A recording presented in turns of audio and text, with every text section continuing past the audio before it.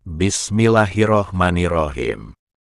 Terjemahan Kitab Al-Hikam penulis Ibnu Athaillah Al-Iskandari. Nama lengkap Tajuddin Ahmad bin Muhammad bin Abdul Karim Ibnu Athaillah Al-Sikandari. Lahir 1260 Masehi, 658 Hijriah.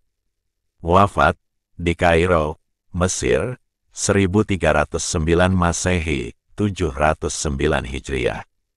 Muqaddimah. Segala puji bagi Allah, Tuhan yang mengisi, memenuhi hati para walinya dengan kasih sayangnya, dan mengistimewakan jiwa mereka dengan memperhatikan kebesarannya, dan mempersiapkan sir mereka untuk menerima bahan marifatnya.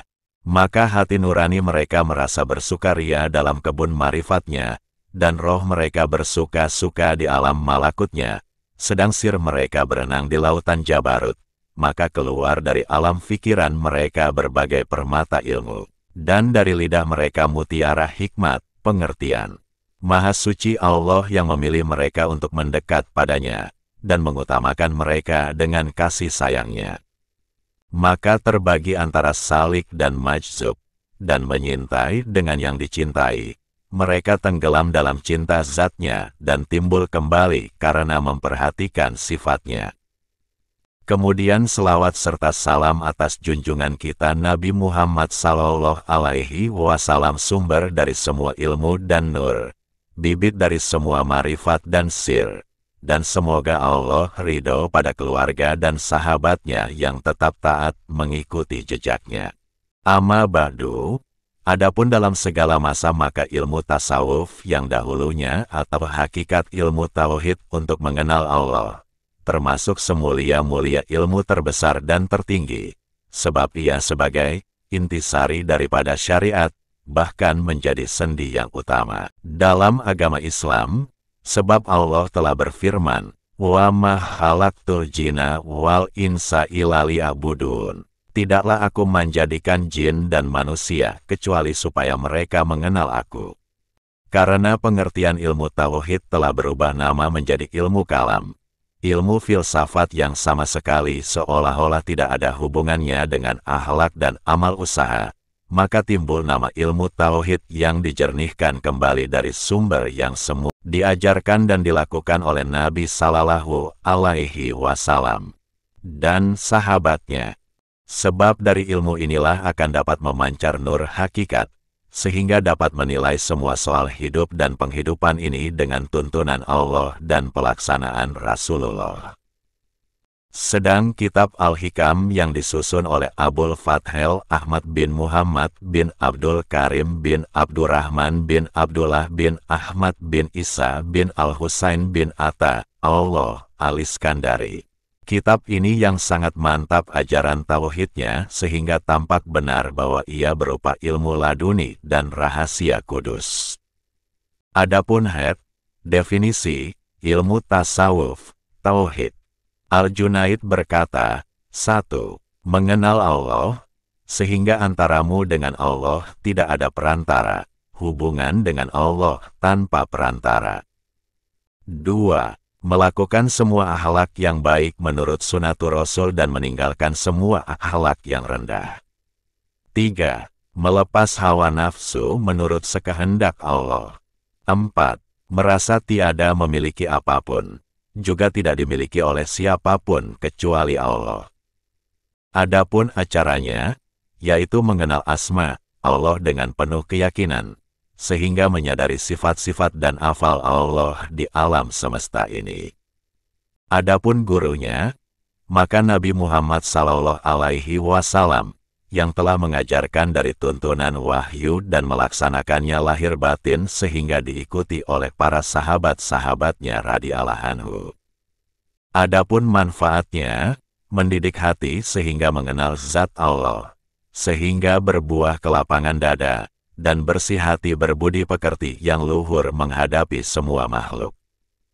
Abul Hasan Asyazili radhiyallahu anhu berkata, perjalanan kami terdiri di atas 5. 1. Takwa pada Allah lahir batin dalam pribadi sendiri atau di muka umum. 2. Mengikuti sunatul Rasul dalam semua kata dan perbuatan. 3. Mengabaikan semua makhluk dalam kesukaan atau kebencian mereka, yakni tidak menghiraukan apakah mereka suka atau benci. 4. Rela, ridha, menurut hukum Allah ringan atau berat. 5. Kembali kepada Allah dalam suka dan duka. Maka untuk melaksanakan takwa harus berlaku wara, menjauh dari semua yang makruh, subhat dan haram, dan tetap istiqomah dalam mentaati semua perintah, yaitu tetap tabah tidak berubah. Dan untuk melaksanakan sunatul Rasul harus selalu waspada dan melakukan budi pekerti yang baik, luhur, dan untuk melaksanakan tidak hirau pada makhluk dengan sabar dan tawakal, berserah diri pada Allah Ta'ala, dan untuk melaksanakan rela, ridho, pada Allah dengan terima, qanaah, tidak rakus, dan menyerah. Dan untuk melaksanakan, kembali kepada Allah dalam suka duka dengan bersyukur dalam suka dan berfindung kepadanya dalam duka. Dan semua ini berpokok pada 5. 1. Semangat yang tinggi. 2. Dan berhati-hati dari yang haram atau menjaga kehormatan. 3. Baik dalam berkhidmat sebagai hamba. 4. Melaksanakan kewajiban. 5. Menghargai, menjunjung tinggi, nikmat. Maka siapa yang tinggi semangat, pasti naik tingkat derajatnya. Dan siapa yang meninggalkan larangan yang diharamkan Allah, maka Allah akan menjaga kehormatannya. Dan siapa yang benar dalam taatnya, pasti mencapai tujuan kebesarannya, kemuliaannya. Dan siapa yang melaksanakan kewajibannya dengan baik, maka bahagia hidupnya. Dan siapa yang menjunjung nikmat, berarti mensyukuri dan selalu akan menerima tambahan nikmat yang lebih besar. Abul Hasan Asyazili radhiyallahu anhu berkata, aku dipesan oleh guruku, Abdus Salam bin Masyisi radhiyallahu anhu. Jangan Anda melangkahkan kaki kecuali untuk sesuatu yang dapat mencapai keridhaan Allah. Dan jangan duduk di majelis kecuali yang aman dari murka Allah, yakni yang bukan maksiat. Dan jangan bersahabat kecuali kepada orang yang dapat membantu berbuat taat kepada Allah. Dan jangan memilih sahabat karib kecuali orang yang menambah keyakinan terhadap Allah. Sedang yang demikian ini kini sangat jarang didapat. Sayyid Ahmad Al-Badawi radhiyallahu anhu berkata, perjalanan kami berdasarkan, bersendikan, Kitab Allah dan Sunatul Rasul Sallallahu Alaihi Wasallam. 1. Benar dan jujur. 2. Bersih hati. 3. Menepati janji. 4. Menanggung tugas dan derita. 5. Menjaga kewajiban. Seorang muridnya yang bernama Abdul Ali bertanya, apakah syarat yang harus diperbuat oleh seorang yang ingin menjadi waliullah? Jawabnya, seorang yang benar-benar dalam syariat ada 12 tanda-tandanya. 1. Benar-benar mengenal Allah, yakni mengerti benar tauhid dan mantap iman dan keyakinannya kepada Allah. 2. Menjaga benar-benar perintah Allah. 3. Berpegang teguh pada sunatul Rasul. 4. Selalu berwudu, bila berhadas segera membaharui wudu. 5. Rela menerima hukum gada Allah dalam suka duka. 6. Yakin terhadap semua janji Allah. 7. Putus harapan dari semua apa yang di tangan makhluk, manusia. 8. Tabah, sabar menanggung berbagai derita dan gangguan orang. 9. Rajin mentaati perintah Allah. 10. Kasih sayang terhadap semua makhluk Allah. 2. Tawadu merendah diri terhadap yang lebih tua atau lebih muda. 12. Menyadari selalu bahwa syaitan itu musuh utama. Sedang sarang syaitan itu dalam hawa nafsumu dan selalu berbisik untuk mempengaruhimu. Firman Allah Subhanahu wa Ta'ala, Inna syaitana lakum aduwun fatahi zuhu aduwan. Artinya, sesungguhnya syaitan itu musuhmu, maka waspadalah selalu dari tipu daya musuh itu. Kemudian Ahmad Al-Badawi melanjutkan nasihatnya, "Hai Abdul Al, berhati-hatilah daripada cinta dunia. Sebab itu bibit dari segala dosa, dan dapat merusak amal solih." Sebagaimana sabda Nabi Sallallahu Alaihi Wasallam, "Hubud dunya rasukuli hatiyah," artinya, cinta pada dunia itu pokok, bibit, sumber, segala dosa, kejahatan. Sedangkan Allah Subhanahu wa Ta'ala berfirman, "Innallaha ma'alazina taqaw walazina muhsinun." Artinya, sesungguhnya Allah itu selalu menolong, membantu orang yang takwa, dan orang yang benar-benar berbuat baik. Surah An-Nahl 128. Orang boleh kaya dunia, tetapi Nabi Sallallahu Alaihi Wasallam melarang jangan cinta dunia, seperti Nabi Sulaiman alaihi salam.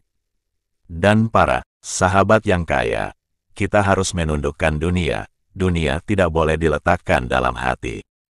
Hai Abdul Al, kasihanilah anak yatim dan berikan pakaian pada orang yang tidak berpakaian, dan beri makan pada orang yang lapar, dan hormatilah tamu dan orang garib, rantau, semoga dengan begitu Anda diterima oleh Allah.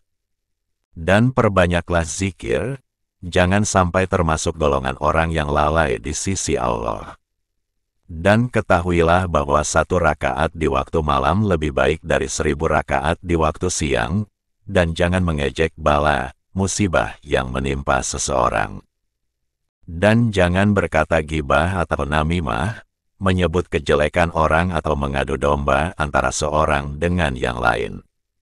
Dan jangan membalas, mengganggu pada orang yang mengganggumu. Dan maafkanlah orang yang aniaya padamu. Dan berilah pada orang yang bakil padamu. Dan berlaku baik pada orang yang jahat padamu. Dan sebaik-baik manusia akhlak budi pekertinya ialah yang sempurna imannya. Dan siapa yang tidak berilmu, maka tidak berharga di dunia dan akhirat. Dan siapa yang tidak sabar, tidak berguna ilmunya. Siapa yang tidak loman, dermawan, tidak mendapat keuntungan dari kekayaannya. Siapa tidak sayang sesama manusia, tidak mendapat hak syafaat di sisi Allah. Siapa yang tidak sabar tidak mudah selamat. Dan siapa yang tidak bertakwa, tidak berharga di sisi Allah. Dan siapa memiliki sifat-sifat ini tidak mendapat tempat di surga.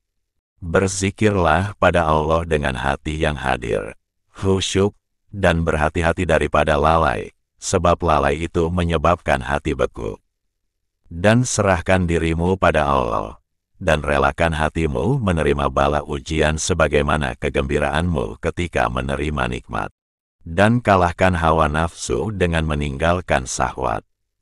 Insya Allah kajian ini akan kita lanjutkan di part 2. Wallahu alam bis shawab.